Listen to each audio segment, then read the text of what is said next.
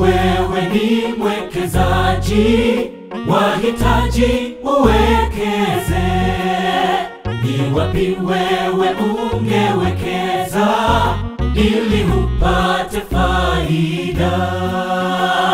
Mradi wa kwanza una sifa zifuatazo, utaufanya kwa miaka 70 au 80 tu. Mradi wa pili una sifa zifuatazo, utaufanya kwa miaka 1000 milele na zaidi. Mradi wa kwanza wafanyika duniani, una watu wengi sana, wawekeza sana juu ya maisha haya kwa juhudi kubwa sana. Mradi wa pili wafanyika mbinguni, watu ni wachache sana, wawekeza sana kwa maisha ya uzima milele. Ni wapi utawekeza, ewe rafiki yangu? Ni hapa unapoishi miaka 70 au 80, lakini usisahau juu ya miaka 1000 milele. Kwa nini usiwekeze kwenye mradi wa mbinguni ambako kuna uzima ule wa milele?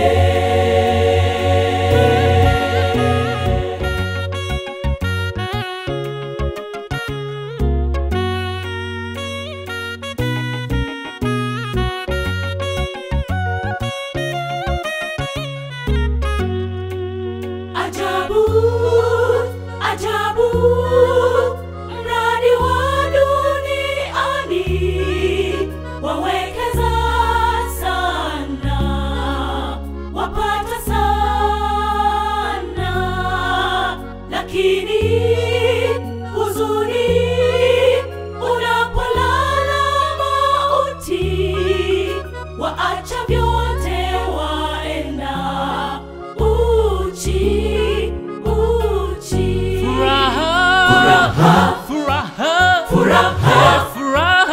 Mradi wa juu mbinguni, mali utakazopata utakaa nazo milele yote. Utajenga, utaishi, utakula, utaishi bila mwisho wa furaha milele yote. Kwa maana wenyeji wetu ni huko mbinguni kwake Baba.